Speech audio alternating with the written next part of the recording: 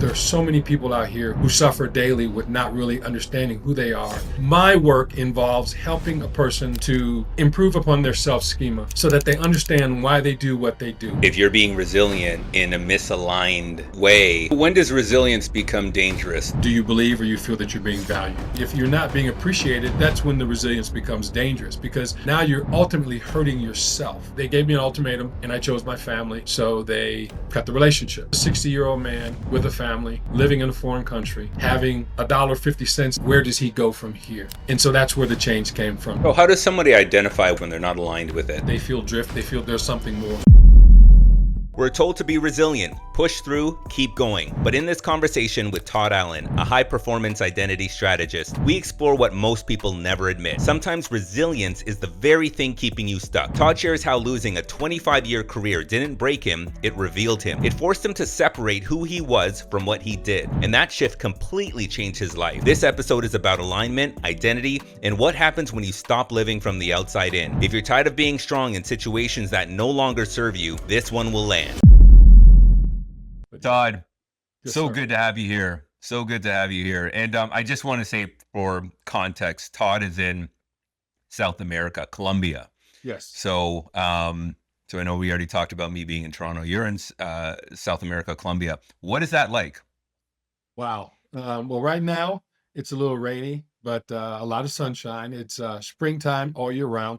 I'm in Bogota, which is the capital, so I'm at altitude. I'm about 1 mile higher than Denver, Colorado, which is the highest point in the U.S. Surrounded by mountains. I'm in the San Andres mountain range. It is to me, it is the Garden of Eden, because I can eat a different piece of fruit every single day with seeds. Um, I have, I'm not too far from a volcano. Um, I'm not too far from coffee region. I'm not too far from the beach. I'm an hour away from any beach on the Atlantic or the Pacific. So, I mean, I'm in paradise. I believe that South America was the Garden of Eden for sure. I'm jealous. Honestly, if we didn't have something as amazing to talk about as we do today, I would just want to stay on this topic because, as I told you earlier, I was born in Toronto. I have no idea. My mother was born in Jamaica. I have no idea why she decided to move to Toronto as opposed to anywhere south of the equator. But hey, I'm here. I'm a Torontonian and I love it. But I desperately love the sun and the all year round spring like weather that you obviously get. So that's pretty incredible. Um, Todd, we're going to talk about, resilience today, but most importantly, alignment. And so I wanted to start off by introducing you, and if you could just tell everybody who you are and what kind of work you do. Okay, great. My name is Todd Allyn. I am a reformed college professor. I taught economics, business for near 2.5 decades. I also helped create the Jack Welch School of Management. I worked in with global 200 companies, Fortune 500 companies, banks, financial institutions, the whole nine. I had a very eclectic career, but that's what I did. uh, I discovered later on in life who I am, and that made a world of difference. And so I appreciate the question, and I'm kind of disappointed in myself that I answered the question first by telling you what I did, because that is incorrect. That's not who I am. That's just what I did. So who I am a person with extreme morals, high character, hardworking. I try to be disciplined, and I just try to be the best version of myself every single day. And some days are successful, other days may not be as successful, but I'm a work in progress. Why did you feel you were disappointed in the way you answered that? Because I know better. It's a standard answer when someone says, "Hey, who are you?" and they go by what they do. They identify by what they do. And it's not who I am. That's what I do. Right. I was a college professor, as I said, a reformed college professor, but that's just what I did. That wasn't who I am. Right. It goes back to the idea, and just allow me to share a little bit of my beliefs in this. When the Most High, when Moses asked the Most High, "Well, whom should I say sent me?" And he said, I am. Tell him I am sent you. And I think that when we ask someone who they are, we tend to be asking what it is that they do and how they identify. But the truth of the matter is that both you and I are creative, disciplined. The characters of who we are shine much further than what we do, because what we do can change at any one particular point in time. And that goes into my story, and I know that we'll talk a little bit about that as well. But who I am is I am a person who cares deeply. I am a person who continues to strives every day to be the best version of myself. I am a creative person, and I'm a disciplined person when I am aligned with who I am. So that means that I'm infinite. I can be infinite. It really depends upon what I choose to do. So Is that how you would answer? It seems like that's how you would answer the question if somebody asked you, "Who are you?" But if somebody was to ask you, "What do you do?" would you answer in the same way? what what I do is, well, I would start off as to why I do it. Why I do what I do is because there are so many people out here who suffer daily with not really understanding who they are and knowing that there's more to life. And so what I do is I help people align with who they are so that they will have developed some level of completeness, however that would be defined, right? I know that a lot of times in this space, people talk about being your authentic self. I don't know what that means, authenticity. It sounds like a fancy word to say to be yourself, but a lot of people don't know themselves. So my work involves helping a person to improve upon their self schema so that they understand why they do what they do, because science shows us that behavior is linked to self identity. We do things because that is what we believe ourselves to be or how we look at ourselves.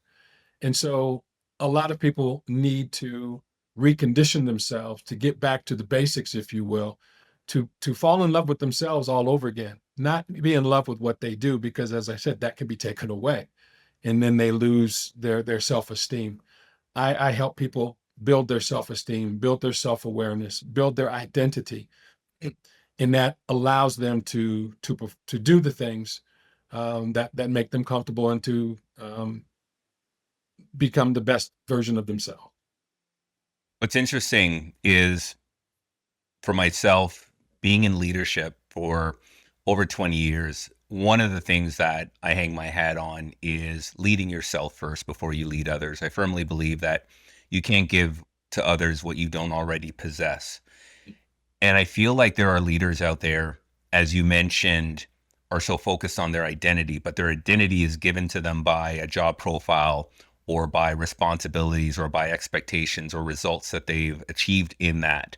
Mhm. Also, the social product of that recognition, awareness, the camaraderie, positionality, all of those things make up a lot of leaders' identity. And that manifests a lot in the ways that they perform. And I think there are a few leaders who start their leadership with their own identity versus the external things that Mhm. they're trying to focus and achieve. And that drives them on a day to day basis. So, what I try to get to the crux of with a lot of leaders is leading yourself first. Mhm. What are the areas of your life? What are the areas of your being that you need to focus on and be really, really good at? Because the skills that you develop through leading yourself, whether it's through discipline, focus, resilience, drive, alignment, all of those things that we're going to talk about today can be transferable to your leadership style when it comes to other people as well. And Mhm. I've always found that being very frustrating where I would have leaders leading me in areas and it's like, well, you're not practicing those same things yourself. So for me, I'm here because I want to help leaders learn how to develop those specific areas in their life that they're struggling with, Mhm. starting with themselves first so they could lead with more confidence and lead with more integrity and lead with more ability to really drive performance and influence from a very, let's use that word, authentic and real place. So that's why I love this conversation, because I think there's an intersection here that we need to talk about, which is how Yep. do people get to alignment from misalignment? Right. Well, as we know, what we don't measure, we cannot manage.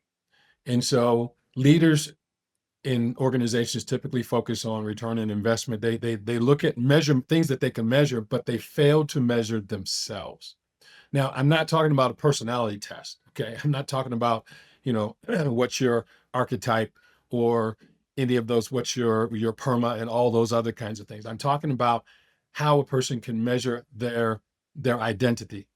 Um, and if my identity, and I'll say this because my identity was tied to my job, college professor. Okay. College professor, right? Get a BS, MS, PhD, BS degree, MS degree, All the PhD, designations. filed higher and deeper, right? So all of those things. But the only thing that a PhD really does is it means that you're able to research. It doesn't mean that you're better than someone else. It means that you may be an expert by answering a particular question. Okay. Granted, give them kudos for that. But when we're talking about the human condition, all of us are in the same boat. All men and women created equal. Everybody's created equal until we leave the hospital. Because when we go to the hospital, we go to different environments, we go to different places. And as children, we are sponges and we absorb all of the information around us and we learn how to navigate this thing we call life based upon where we are, based upon our environment. And so our identity comes from other people. We take on the worldview of our parents. We take on the worldview of our neighborhoods. And sometimes as we get older, we have this challenge of poverty mentality because everyone around us had this poverty mentality, and that's all we know. And so when we become more and more successful and we take a different path, now we have um, anxiety because we think that we're leaving behind all those people that were with us in our previous life, and so we regress, and I call it drift. We drift back to our old behaviors because they were comfortable, and we seek comfort. We seek comfort and we avoid pain. That's the human condition. Yeah.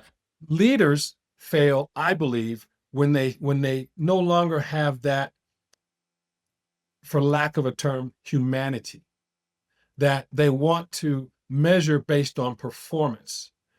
But trust me, if you help an individual to become self-actualized, the performance skyrockets because now they have the confidence, they have the belief in themselves. They believe that they can do it. And I think that that's why some of the most successful coaches are the ones that help their players or their teams identify their individual strengths and weaknesses and play to those strengths.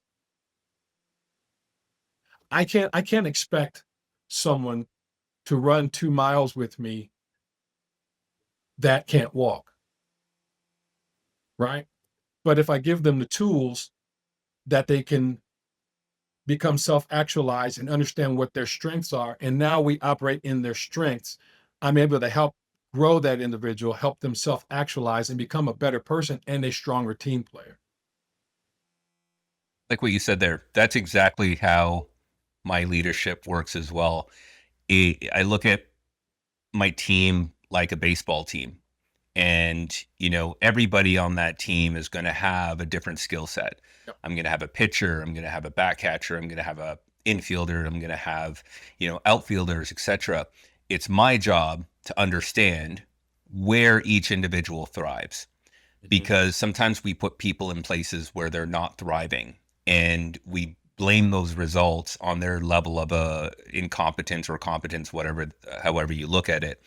But really, is that person in the right position? Did we put that person in the right position? And if we did, are we giving them the tools? Are we giving them all the skills that they need to be better in that role? So I really connect with what you said there. I think that's such an important aspect. It's really understanding what each person wants, but it really comes back to self-actualization. So I want to jump down this rabbit hole with you and talk about your, I guess, experience. What got you to this point? What was your journey, that pivot point? What changed for you? Wow. Um, Understanding and having a belief in who I am. That's the basis of the change. Um, as I said, I was a college professor. I played the role of a college professor for 2.5 decades. And what was interesting in that role is that my managers would always say that we have to teach these students and prepare them for jobs in the future. And I always thought that that was funny. It says, well, how do I do that? How do I prepare someone for a job in the future when I can't predict the future? Right. Um, I grew up with when TVs were black and white, right? Where I was the remote, right? My mother, hey, come down and come change this channel, Yeah, you right? have to walk up to the TV. Yep. Right. And we had the rapid ears and all that stuff. Then that went from the movie channel, 24 hours, not 24 hours because at midnight everything cut off and then we had the Star Spangled Banner. Then we had the movie channel that was 24 hours a day, 7 days a week. So technology changed all along the way. So education, in my view, is it's always behind the times. We try to catch up, but we're always behind in terms of creating curriculum in the whole nine and trying to teach someone for a job of the future. And I think that that was really, a misnomer. Sorry, I digress. But being a college professor for 2.5 decades, I met and fell in love with a young lady from Colombia in 2017, 2018. We decided to get married in 2019. So we actually had two weddings. We had one, a civil ceremony in Bogota in July, and then our religious ceremony in October of 2019. In 2020, the world changed because of COVID. And I found myself separated from my wife. She was here in Colombia. I was in Ohio. For the first year of our marriage, we were separated because of that. When I had an opportunity to come to Colombia, I sold everything and moved to Colombia to be with my family. Long story short, that didn't set well with the institution because you know I was going to say something crass, but I'm not going to do that, Dwayne, out of respect for our audience.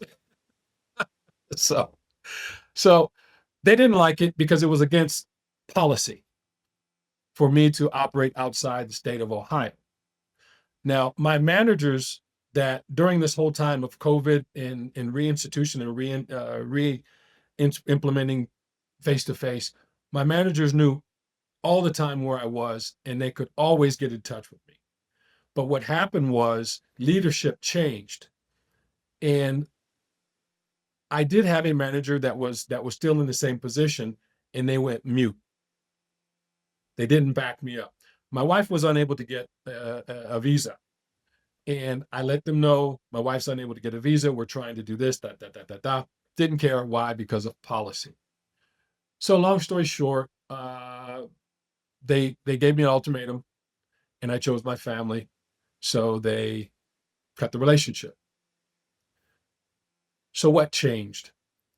My identity had been for 2.5 decades that I was a college professor. Now that was taken away from me because of policy, not because I changed as a a person. I was still a very good college professor. I would always joke and say that uh, I love what I do so much that I would do it for free, but I'm so damn good at it that they decided to pay me. So that was something that's something that I always said. Now they decided that they not only did they no longer want to pay me, they also didn't want me to get my sick time. They also didn't want me to get my unemployment. They're like, you're on your own. So how does a 60-year-old man with a family living in a foreign country cut off from the livelihood that he's had for 2.5 decades. Where does he go from here? Where do you go from having $1.50 in your checking account, but you still have responsibilities? What do you do? And so that's where the change came from, Dwayne. In full honesty, it's like I go back to my faith, and it says, well, you have to have the mind of Christ. What is the mind of? What is that? And how does having that mindset, how does that help feed my wife and my kid? You know, because how does that pay rent in living in a foreign country? So you go through those struggles, you question yourself, and then you realize that the only superhero that you really will ever meet is the one you see in the mirror. So Real talk. you you you Real you talk. you can't hang your hat on a position. You Yeah. have to now you're naked. It's like, who are you? Are I, you are you a lion or are you a sheep? I like what you said there. I really like what you said there. And I think that really resonates. What I think about, and I think about myself, and I definitely identify with what you just said in terms of your work being your identity. However, when you make your identity about these external things that you have no control over, other people's decisions, reactions, and responses are going to impact your perceived identity, which is tethered to your self, your self-esteem. And that is always going to be fluctuating. That is always going to be up for abuse potentially if it doesn't stay centered and within you, meaning your identity, and not on these external things. And I definitely relate to that. I've gone through experiences where my work has been such passion work. And I think sometimes what happens is we justify the work we're doing and the meaning that that work does for us and has for us. We're justifying that as a reason to continue to go through all of the turmoil and the inconsistency and the ambiguity, all of those things that you experience because your identity is tied to something that ultimately you can't control.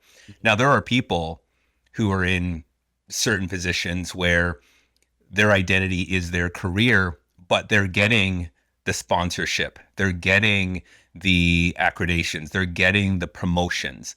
There's opportunities for them. So it works for some people, and for some people it doesn't work. It's really just a matter of maybe your circumstances, situations, or where you're laid out. But I I don't know. This one just really sits with me because it speaks to something that is very detrimental to a lot of people, which is, how do I separate my identity? If I'm already in it, how do I separate my identity from my job?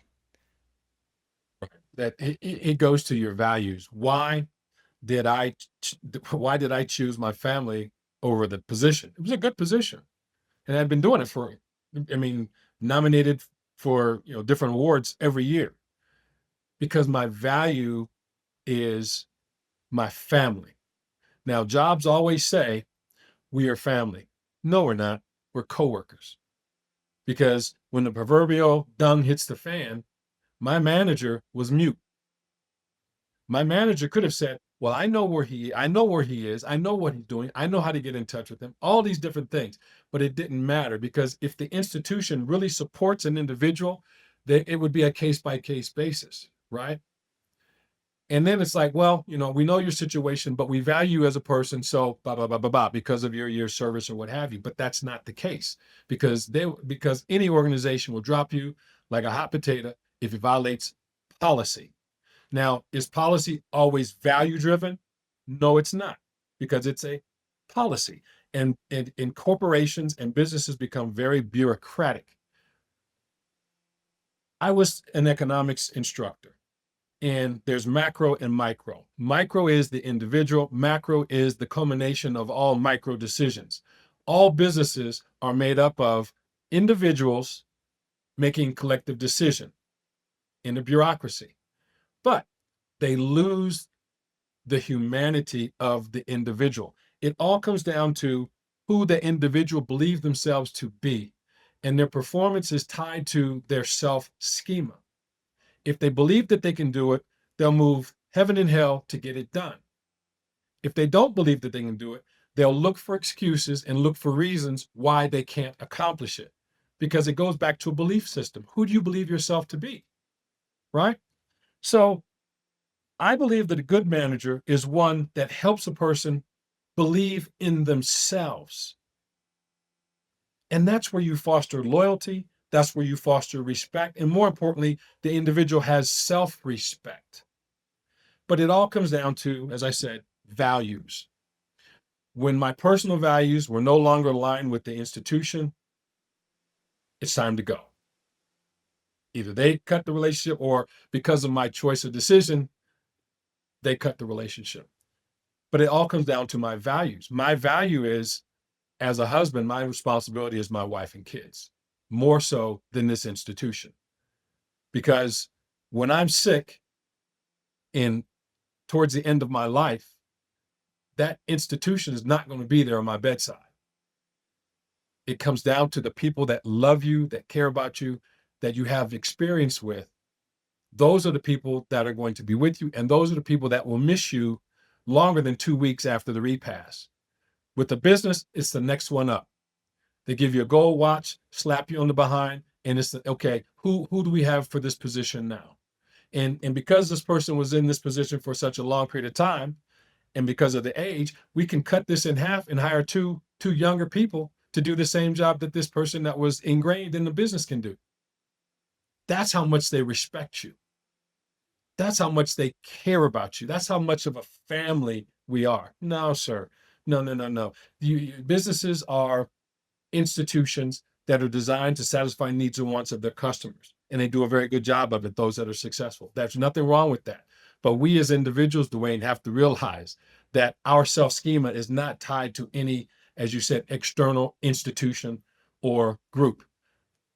Our self-esteem, our self-schema is what we have to live with every day. So how does somebody identify when they're outside of their self-image, when they're not aligned with it? They feel it. They feel drift. They feel that there's something more. They feel that there's more to life than what's going on. That there's more to life than the routine that they do, right? That there's more to life to, hey, you know what? I want to spend the afternoon with my daughter. I want to take her to the circus or the zoo. But I can't because this job says that I have to do. Okay. So what we do is we sacrifice our families on the altar of that false god called job. And then when we get older, we try to reclaim that time with them.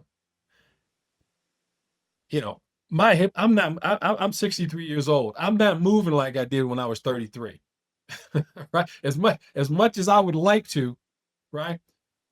But we are raised and we're programmed to get a degree, to get a job, and then to sacrifice ourselves and our families on the altar we call a job. It's a false god. I believe, if we choose to work a job, that's fine. There's nothing wrong with that. But we still have to be true to our values and true to ourselves in order to, as you said before, self-actualize, right? Because we talk about freedom, but what does that look like? For me, freedom is I understand who I am and I live according to my values. And if there's something that's presented to me that's not aligned with my values, I'm sorry, as much as it hurts, as much as I would have loved to maintain that income, as much life that I was able to have because of that income, if it requires me to sacrifice the things that mean most to me, I'm sorry, I can't do that. And when I was younger, that's the trap that I fell into. That's the trap that I fell into. I fell into the trap where this job or this other thing took precedence over my family, and I suffered greatly for it. And I'm still suffering for that. And some things cannot be rectified because other people choose not to forgive or what have you. That's just a sword I have to fall on. How does somebody discover their values? Because when I think about values, my mind automatically goes to, when you talk about family, for instance. Not everybody has family. Correct. So that may not be their Yep. main value Correct. composition. So how would anybody generally, like, what are the things that people can uncover about themselves to understand what they truly value? Man, you're good at this, man. That's a great question. That's a great question. I would ask this question, Dwayne.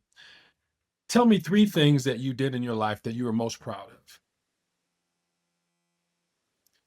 And in answering that question, we can now align what gave you the greatest sense of accomplishment and the thing that made you most proud. Now we can associate that with certain values, right? For example, had a the client we just went over this Tuesday. He couldn't think of values, and I said, okay, what are three things that you did that you're most proud of? And he mentioned those things, and I said, okay, one of those things is that you're disciplined, right? Because you have accomplished this and it gave you a sense of accomplishment and you were most proud of it. That is the value of discipline.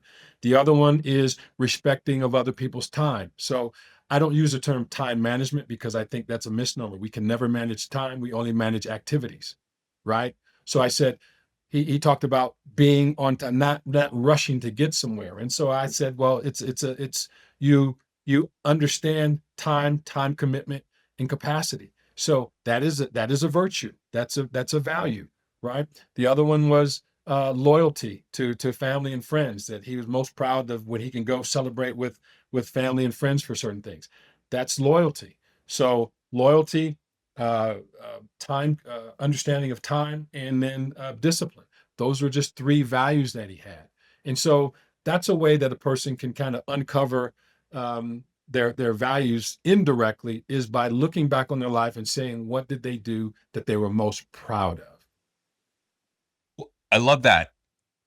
What if one of those is something to do with the job itself?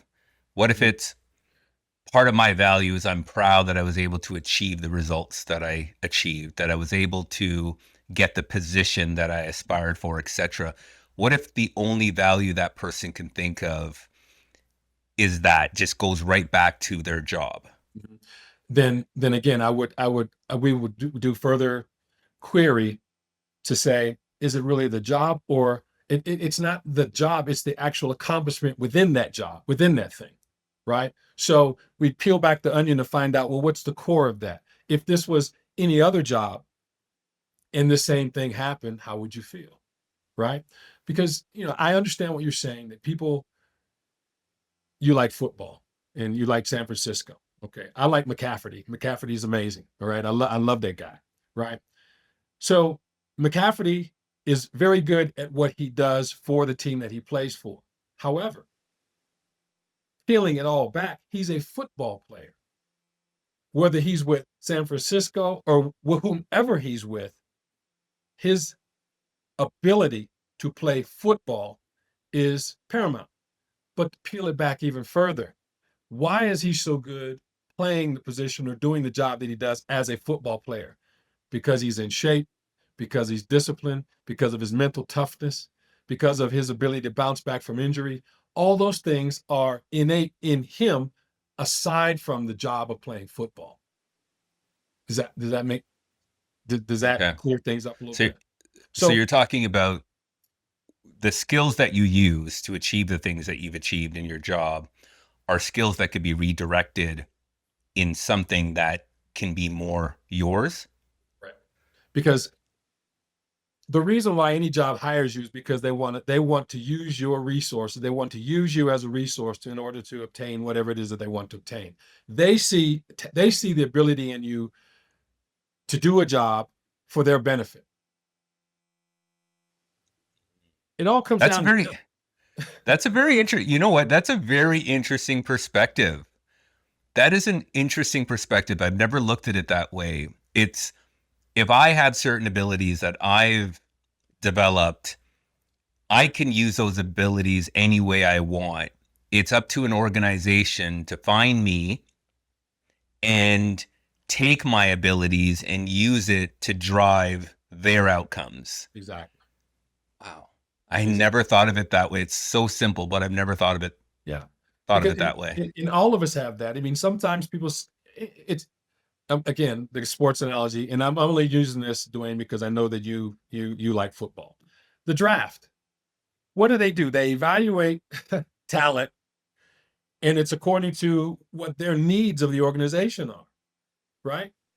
And if they're looking at a player and this player can fit this particular mold and what they need, and he's available, they'll draft him. And then you go into the salaries and all this other kind of stuff. But at the end of the day, we are the commodities.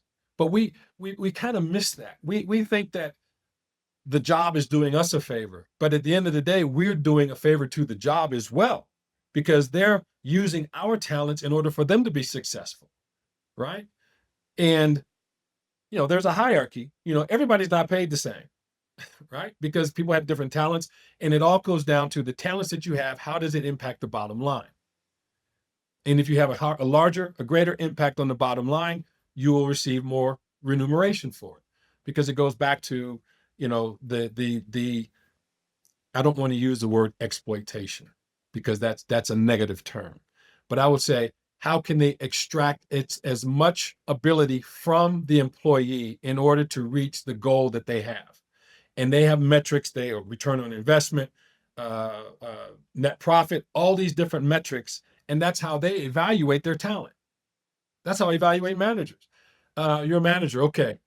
How is your department impacting the bottom line? And in hard economic times, if it's not impacting positively, but you're a net drain, what do? One of the first things that companies do is they get rid of employees, because that's their largest expense. Not a training expense. It's the maintaining of their employees by paying their salaries or paying their benefits. And so if they want to reduce the expenses, companies all across the world, they reduce their employees because that's the biggest expense that they have. So who do they keep? The ones that impact the bottom line on a positive basis. And unfortunately, us as individuals, because we're caught up in this system, we lose our identity when we lose the job. Now we're depressed. We're yelling, hollering, screaming at our wife and kids. We're being abusive. We might do alcohol. We start feeling bad about ourselves. Our self-esteem is destroyed, right? Because of this job responded a certain way. Because any business's responsibility, let me put it this way. And if I'm rambling, Dwayne, stop me. I apologize. I'm a college professor. All right. Every living organism, their primary purpose in life is to survive. A business is no different. Its primary purpose is to survive. People say shareholder value. Okay, shareholder value. But the primary purpose is to survive. And if they cut expenses in order to survive, in order to remain in perpetuity, you're just a number. Sorry, got to let you go. Why? We're heading in a different direction. So meanwhile, you and I as individuals, how do we survive? So, What's interesting about that? Because my mind is stuck on that thing you said about companies essentially are exploiting our abilities and skills for ultimately their gain, right? And I don't want it to sound as simple as that, but that's somewhat part of the reality. When we talk about sports, like you talked about Christian McCaffrey or any athlete, for instance, they have specific skill sets. And if they're really, really good at those skill sets, they can go anywhere they want within that confine of that sport. right. So if you look at NBA, NHL, NFL, look at it like an industry, Mm-hmm. each one of those teams is a different company. Right. So McCaffrey, if he plays really, really good for one team, which he did in Carolina when he played for the Panthers, another company, being the 49ers, would pick him up, pay him more.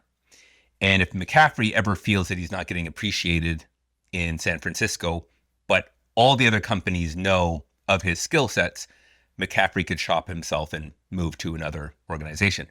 Now, the reality, the big distinction about athletes and, regular society is that athletes are paid millions and millions and millions of dollars. So their security is set for the most part. Now, for the average person, we have the same sort of correlation. We have that ability to go to different companies, to shop our skill sets, and be able to be appreciated by other companies more so than the ones we're currently in, and be paid more. I think, I think you're aware of a lot of people who job hop because, they spend 2 or 3 years in the company. Your biggest increase year over year is going to be moving to another job. It's not going to be through your annual wage increase. Right. So there are some people who've perfected this ability to work for a company for 3 or so years and then be headhunted or find something else and move into another company and be paid more. Now, not everybody does that. For the most people, most people stay in one job for most of their lives, right? And I know that trend is changing. I don't know what the exact percentage is, Yep. but I know especially among older millennials and Gen Xers, they tend to stay in their jobs a little bit longer. There's that loyalty that probably passed down from the baby boomer, generation of, you stick it out with that one organization, that one company. But knowing what people know, and let's just say this information, Todd, you're stating gets out to everybody. Everybody now knows that, wait a second, I'm the prize. I have the skills. I have the resources. I have the ability. Even if somebody realizes that right now, Todd, there's still a large contingent of people who won't move. Yep. Why? Why will Fear. people stay stuck? Fear. Forget everything and run. Fear. We live in as I said, technology. I've seen so much technology changes in my life. I mean, the internet. I heard about the internet when I was in post-baccalaureate school, right? Before I went and got my master's, and at the time it was dial-up. Now you and I are speaking. You're, you're thousands of miles away in another country, and here it is that we're talking in real time, right? This was not well, it may have been planned, but not available for the masses when I was younger. So when people have an understanding of their talents, they can create something that could be available to a large platform. Now, I'm not saying it's simple. It's just not easy. Why is it simple? Just turn the camera around. Right now, a lot of people say, "Well, it's saturated." Yeah, okay. You can believe it to be saturated. If you believe that, that's okay. I'll use LinkedIn as an example. LinkedIn has millions of people on it, but less than 1% post. That's an opportunity, right? Now, there are strategies that a person could do to be able to impact that. But I'm just simply saying that when we have a clear idea of our identity and our abilities and our talents, it's just how do we now express that to more people to be recognized so that we can create more opportunity. I may never make as much money as a McCafferty. May not. But his window of opportunity is very short because as a football player, he doesn't create evergreen material that he can make money off of. If someone were to go on here and to create a class that, for whatever reason, right? A class they created one time online, it could be sold while they're sleeping. And that's all based upon their creativity. You and I are made and shaped in the image of the Most High. What is that image? Creative. We can create the life that we want when we understand who we are. We can create. Is it difficult? Certainly, because we have to overcome old self schemas. We have to overcome old ideas of who we are, and we have to fight this syndrome that, hey, that's not who I really am, right? We have to we have so many things that come against us because we have been conditioned for so long. But once we're able to quell those negative voices and have that positive self-image, that positive belief in self, we can create whatever it is that we desire in time with discipline and using our values. It's as I said, it's simple. It's just not easy because we have not been taught this. It was the Jesuits that said, "Show me the boy at 7 and I'll show you the man." Why? Because the Jesuits understood that individuals are products of their environment and their training, of their programming. We have to fight this programming that says that we are no better than the group that we're in, and realize that it all starts with the individual. It all starts at the micro level, you and I. And now you and I have met on this platform. We're connected. And this is going to go out to hundreds and thousands of people. And this is evergreen, because this, we do it once, you'll have this perpetually on your site. So people will know the value that you provide by having this platform. And this is in perpetuity. And this is something that you can actually benefit from and create legacy, that your daughter can benefit from this as well. And now you've broken that cycle of being dependent upon an institution that really doesn't care about you, and affect people in a positive way, because you never know who's watching you. You never know who's watching you. You never know who this is going to motivate and to help become a better person in their life. And then they say, well, they'll ask someone else to ask them the question, well, what was the changing point for you? Well, what changed for me is that I saw a podcast with Dwayne and this guy named Todd, and what they talked about changed my life.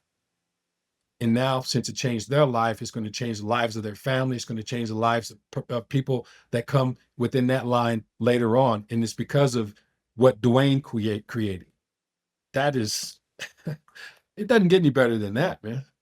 I'd agree. I agree 100%. It's why I'm here. It's why I'm doing what I'm doing. And, I've been doing this since 2020. And, I've always said that, self-leadership is the most important part. Yes. No matter what you're doing, whether you're leading a family, whether you're leading a social group, whether you're leading a team or a business or an entrepreneur, whether you're leading yourself, that self-leadership, how you lead yourself, is so important. And these are the sort of things that contribute to that. The things that you're talking about, Todd, and the realizations that I'm having today are incredible. Even for me, understanding, I think even in our conversation, I've understood more intently my value, and how my value is being, serviced, and how it's being nurtured, and how it's being platformed, and those are things that I take away from this. So I appreciate you for that.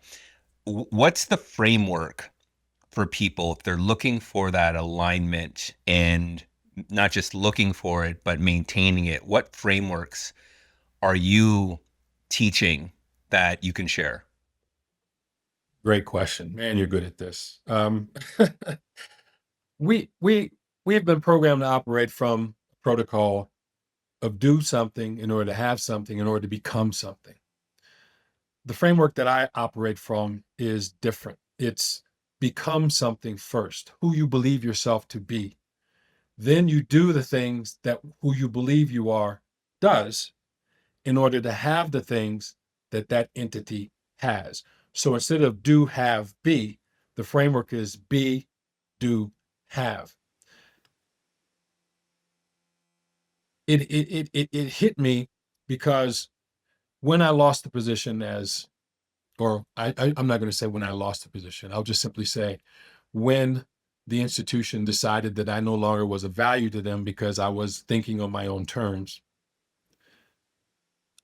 I had to stop thinking that my identity was tied to that position. If I am a college professor, if I am an economics professor, if I believe myself to be that, I can do that anywhere in the world. I don't need an institution to tell me or to validate me with the information that I'm able to share with other people. And so once I realized that, the framework is just that. Who you are, you can do that anywhere in this world. You don't have to be tied to a country, a location, a city, a state. You can do that anywhere. Why? Because we have technology available to us now that we didn't have years ago. And it gets better and better every single day. So the framework is be the thing that you want to be. Think in terms of how that entity thinks.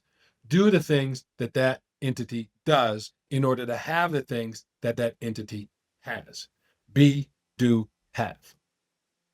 I love that. And as I was telling you offline too, that sat with me in our conversation when you talked about be, have, do. And the inverse of that is most people do so they can have, and that creates the be, in terms of who they are. But I love that way. It's such a simple way of really looking at that and understanding that, it's really about intrinsically what I believe I am. Am I being who I want to be? Are my values aligned with my actions, my thoughts, my behaviors, Yeah. etc.? And what do I have that really supports that? So this is the extension of my values. How is that being, manifested in the way I go about my day to day? And then is the job or the thing that I'm doing, is that aligned with it?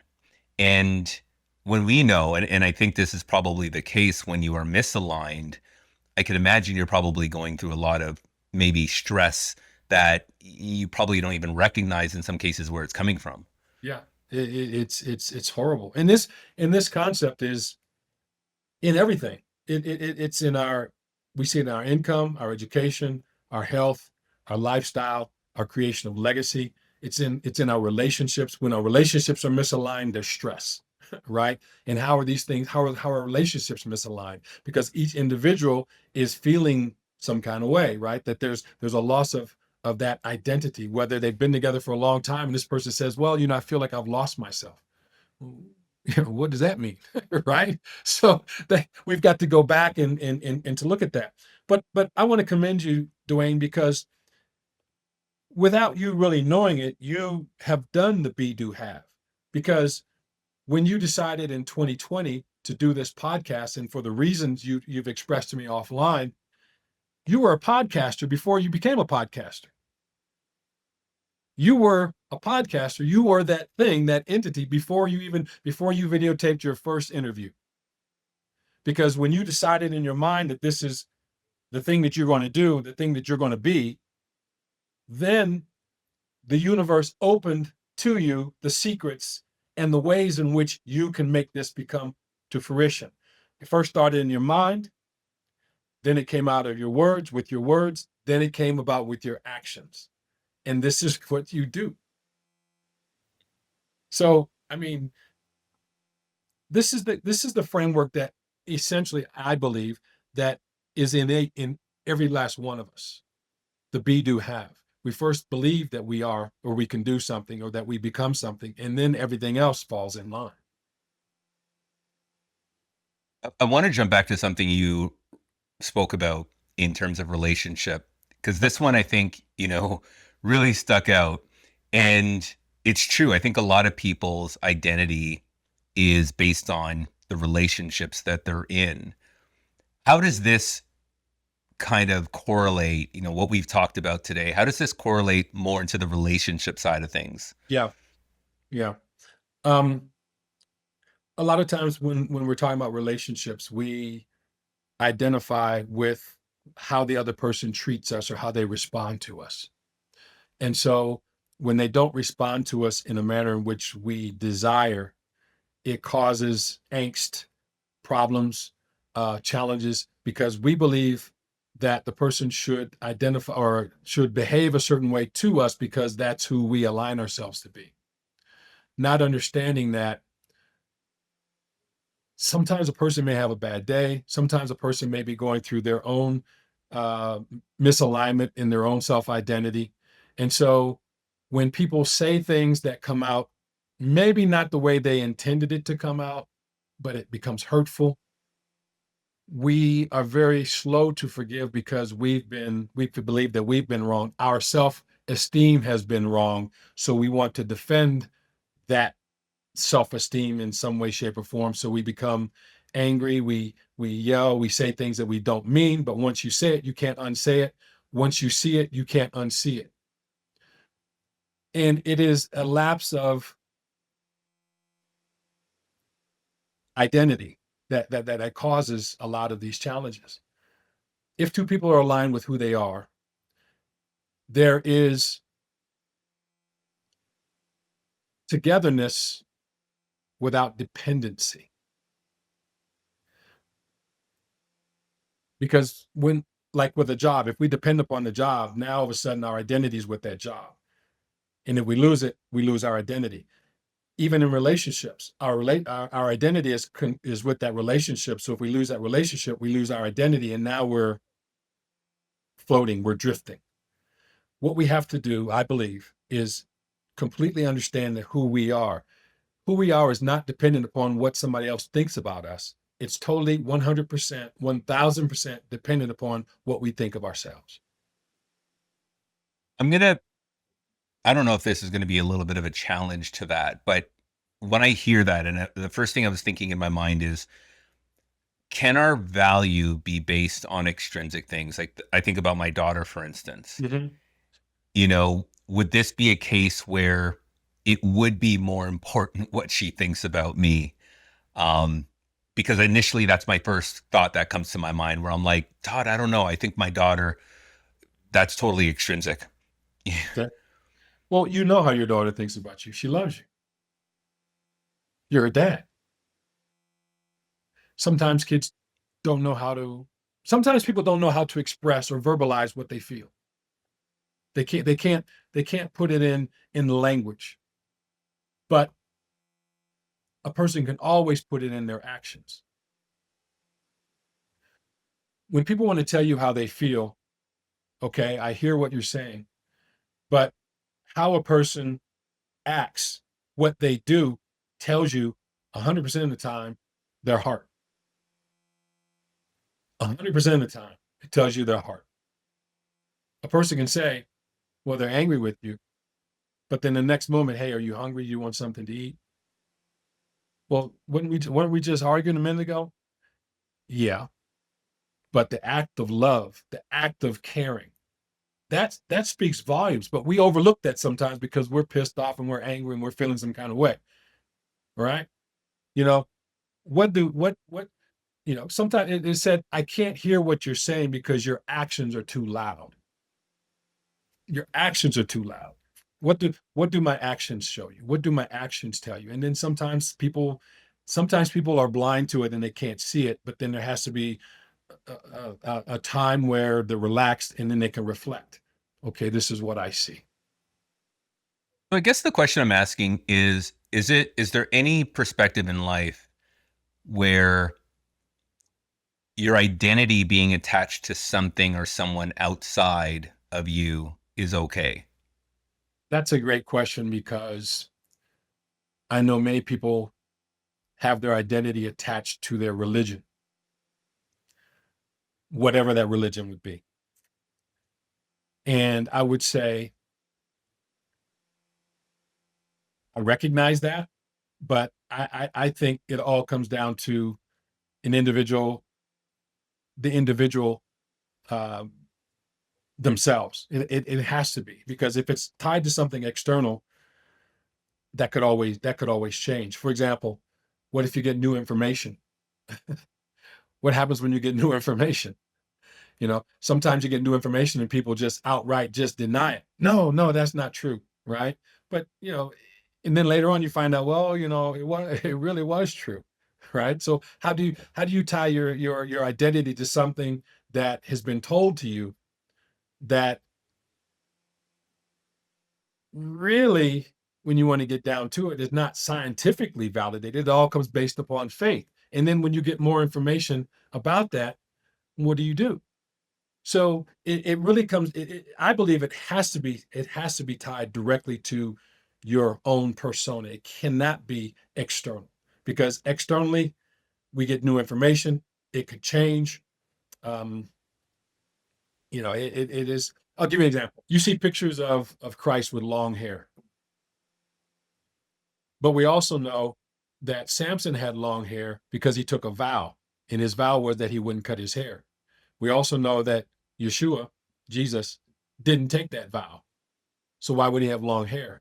It also says that a woman's hair is her glory, but it doesn't say that a man's hair, long hair, is his glory.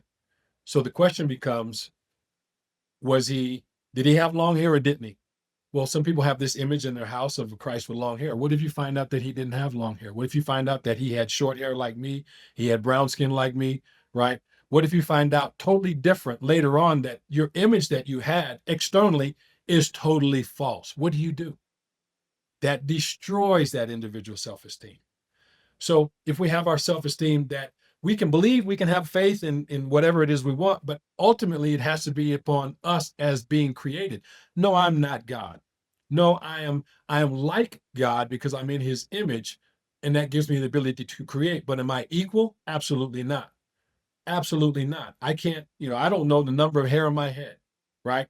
But because I am his created, I have to respect the fact that he gave me every tool that I need to be successful. And it is within me because he put it in me, not because this carrot that's dangling out here that I have to, that I have to obtain this thing. No, he's given me everything that I need, everything.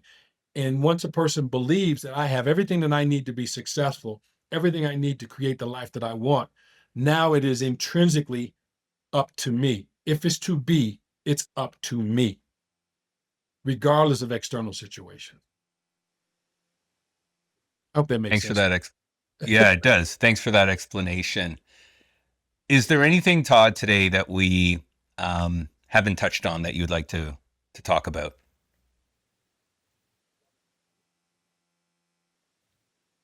I think the thing is that, for me, what's important when we talk about self-schema, self-identity, is not to lose faith in yourself, not to lose faith in your abilities.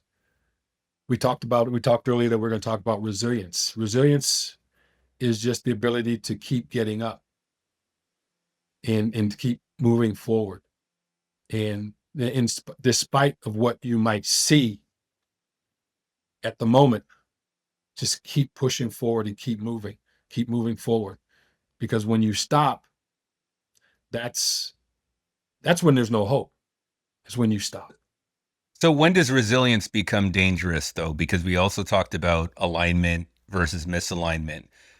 If you're being resilient in a misaligned, you know, It's called stubborn. way, yeah. Well, then how do people discover that, right? I think Right, that's the thing, because if right. I'm putting myself in a position that is forcing me to focus on this identity that is my job, and the recognition, the awards, the opportunities that I'm expecting to have based on my skills and my efforts, Yep. when is resilience just not good? And how do I recognize it at that point?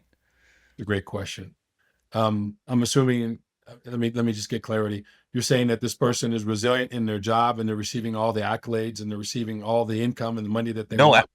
actually, they're not. Okay. It's one of those situations. Just imagine where somebody is working really, really hard, but they're not getting the recognition or the accomplishments, or sorry, not the accomplishments. They're getting the accomplishments, but for the accomplishments, they're not getting the recognition.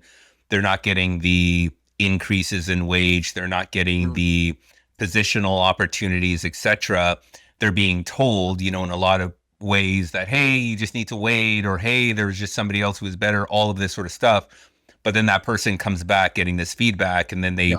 they focus on bounce back and becoming resilient to continue to do it. But at what point does it become unhealthy, and how does somebody recognize that to say, wait a second, I'm putting all this resilience, even though resilience is quote unquote celebrated? Yeah. When is it, recognize that it shouldn't be celebrated and you need to stop being so resilient in this Yeah. direction?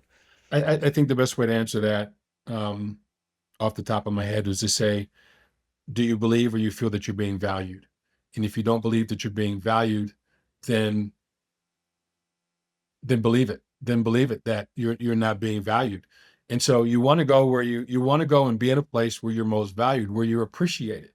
Because if you're not being appreciated and you know it and you feel it, then then that's when the resilience becomes dangerous, because now you're ultimately hurting yourself. You're setting yourself up for failure. Because and we've seen it. People have worked 40 plus years in a business, in a company. And then the business decides, well, we got to shut the doors. that person tied all their esteem in being resilient and helping the company and all this stuff. But now the company is moving to uh, another location, and they're leaving these workers here, and now they're moving. Hey, thank you. You guys did a great job. The company's going to continue. The shareholders are going to continue to get their return on their investment. But you and I, as the workers that in middle Canada or middle America, what other job skills do we now have? We're 60 years old, 63, 64, 65 years old, too young for retirement, but we got bills to pay. What do? We were resilient, but what do? That Having lived through that, man, it is so painful. If going through that in my 30s or 40s is different, it hits different than going through in your early 60s. Trust me. But I'm not the only one. There are lots of people out there that experience this, that go through this. Resilience is one thing, but being unaware of whether or not you're being appreciated, that's when that resilience becomes very dangerous. Right. I like that. So this is the part where I have the guests read that letter to their former self. So giving you the floor. All right. I appreciate this, Dwayne. And like I said, you asked some very, very intense, very good questions. And so having this um, assignment was interesting and difficult because you're asking me to write something to my former self. And well, here it goes. It says, you built strength in hard places. You survived long seasons when nobody understood what you were doing, and you kept moving anyway. You've learned identity is not performance, it's authorship. You decide who you are by what you choose each day. Let the next season be clean. No bargaining with drift, no shrinking for comfort. Focus on alignment, execution, and devotion to the vision you keep seeing when you're honest with yourself. Not waiting on permission, you're already in motion, so keep going. Thank you, Todd. This has been an incredible conversation. I really appreciate you, your message, your story, and the framework. I think it's about being, having, and then ultimately putting that together to do the things that are going to bring you value and bring you peace and true self-actualization. So thank you for all that greatness today. Thank you, Dwayne. I really appreciate this platform. I appreciate what you're doing, and I'm truly honored to be connected to you, and I really appreciate it, Dwayne. Thank you. We are now connected. Thanks, Todd.